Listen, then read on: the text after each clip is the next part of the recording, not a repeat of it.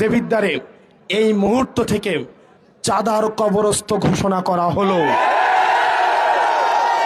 প্রিয় দেবিদ্বারের ব্যবসায়ীরা, এরা পেশাজীবী শ্রমজীবী ভাইয়েরা, প্রিয় হোটেল মালিকরা, যারা দেবিদ্বারে ব্যবসা করবেন সর্ব জায়গায়, সরকারি যেই ধরনের ফি আপনাদের রয়েছে, সরকারি যে আপনাদের নিয়ম মেনে ব্যবসা করার কথা, আপনাদের রেজিস্ট্রেশন, ট্যাক্স ফাইল, এইসব বিষয় ব্যতীত দেবিদ্বারের কোনো ব্যক্তিকে এক পয়সাও আপনাকে চাঁদা দিতে হবে না।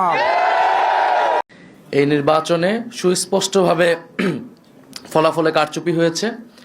ভোট সুষ্ঠু একটা পর্যায় পর্যন্ত সুষ্ঠুভাবে হয়েছিল, আমরা সেটাকে স্বাগত জানিয়েছিলাম। কিন্তু ফলাফল যখন ঘোষণা করার সময় হয়েছে, ওই সময়টাতে স্পেসিফিক অনেকগুলো আসনকে টার্গেট করে আপনারা দেখে করে সেটার ফলাফল পরিবর্তন করে দেওয়া হয়েছে।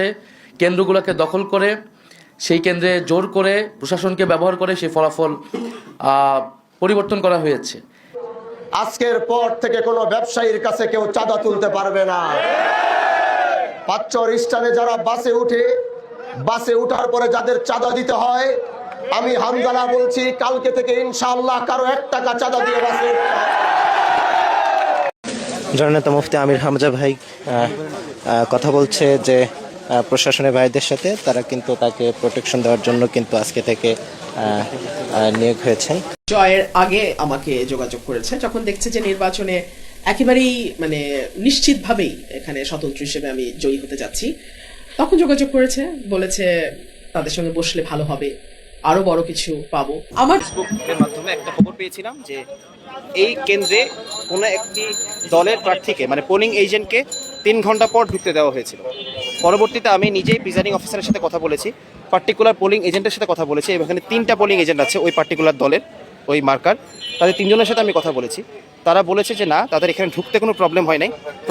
নির্বাচন কমিশনের অনুরোধে বাংলাদেশ জাতীয়তাবাদী দলের চেয়ারম্যান জনাব তারেক রহমান আগামী 11 জানুয়ারি 2026 থেকে জাতীয় নেতা মৌলানা আব্দুল হামিদ খান ভাসানী ও 2024-এর ছাত্রগণ অভ্যুত্থানে শহীদ আবু সাইদ সহ অন্যান্য শহীদদের প্রতি শ্রদ্ধা জানানোর জন্য তাদের কবর জিয়ারত এবং কিছু পারিবারিক দায়িত্ব পালনের জন্য দেশের উত্তরাঞ্চলের কয়েকটি জেলা সফর করবেন বলে আমি বিএনপি, জামাত, গণ অধিকার, এনসিপি সকল রাজনৈতিক দলকে আহ্বান জানাবো। আওয়ামী লীগের সাধারণ নেতা কর্মী যারা রাজনীতি করতে চায় তাদেরকে আমরা সব দলে জায়গা করে দেব। কিন্তু আওয়ামী লীগের ভাই বোনদের উদ্দেশ্যে একটা কথা বলতে চাই, ওই বিদেশে আরামায়েশে 1000 কোটি টাকা নিয়ে পলাতক থেকে যারা আপনাদেরকে এখানে ককটেল মারার স্পন্সর করছে, যারা রেল লাইনে নাশকতা করার স্পন্সর করছে, তাদের কথায় রাস্তায় নেমে নিজেদের জীবনে অন্ধকার ডেকে আনবেন না। না 2,65,৬৫,627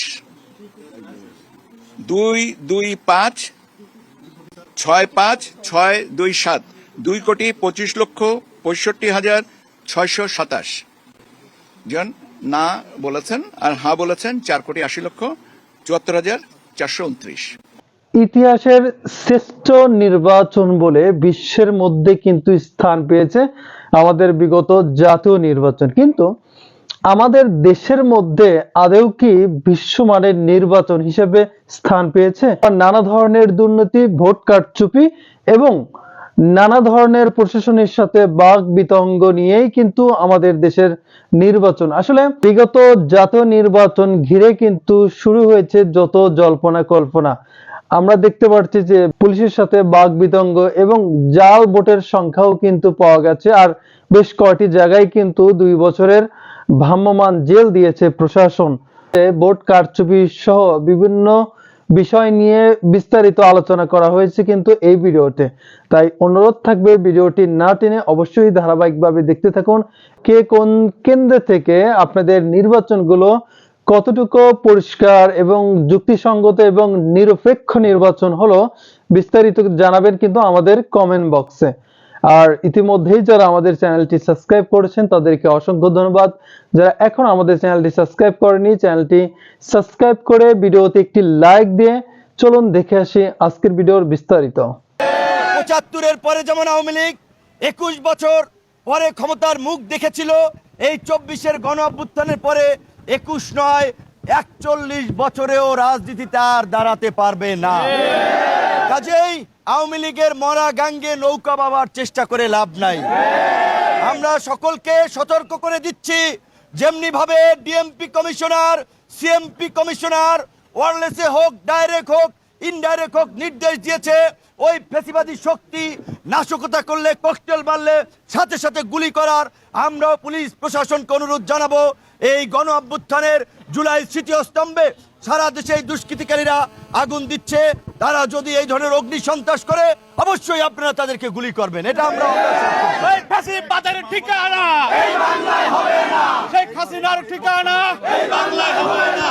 যারা যাত্রী বোঝাই বাসে ককটেল মেরে, পেট্রোল বোমা মেরে মানুষ মারতে চাবে, সেই মানুষের বাঁচার অধিকার আছে, আত্মরক্ষার অধিকার আমাদের সাংবিধানিক অধিকার।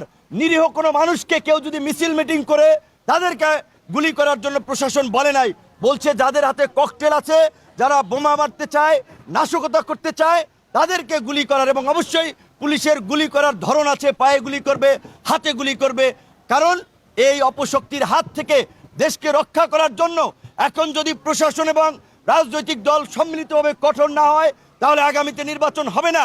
আর এই নির্বাচন না হলে দেশে আরেকটি 111 তৈরি হবে।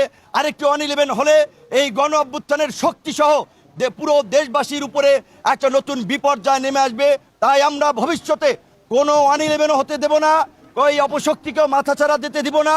আমরা ফেব্রুয়ারিতে জাতীয় নির্বাচনের জন্য সমস্ত রাজনৈতিক দল এখন প্রচার প্রচারণা, গণসংযোগে আগামীতে একটি অবাধ, সুষ্ঠু, নিরপেক্ষ নির্বাচন করার জন্যই রাজনৈতিক দলসমূহকে নিজেদের মধ্যে আলাপ আলোচনার মাধ্যমে একটি লেভেল প্লেয়িং ফিল্ডের পরিবেশ সকলকে সৃষ্টি করার জন্য অনুরোধ জানাই।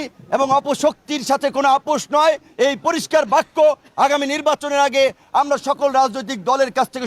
দলের রাজনীতি দলের যেই ভোটের ফেয়ার ভোটের জন্য তাদের এত লড়াই সংগ্রাম 17 বছরের, গতকালকের ইলেকশনেও তো তা বিভিন্ন জায়গায় তাদের আচার আচরণ খুব ভালো ছিল না। হ্যাঁ, আওয়ামী লীগের ছায়া তো কিছু কিছু এখনই দেখতে পাচ্ছি। কুৎসিত মন্তব্য করেছে বিএনপির পদধারী নেতারা, আমি তাদের কাছেও কৃতজ্ঞ, কারণ তারা যদি এতটা কদর্য আচরণ না করত তাহলে হয়তো আমি এত ভোটের ব্যবধানে জিততাম না। তাদের সমস্ত অন্যায়, অবিচার, অকৃতজ্ঞতা সবকিছুর জবাব দিয়ে দিয়েছেন।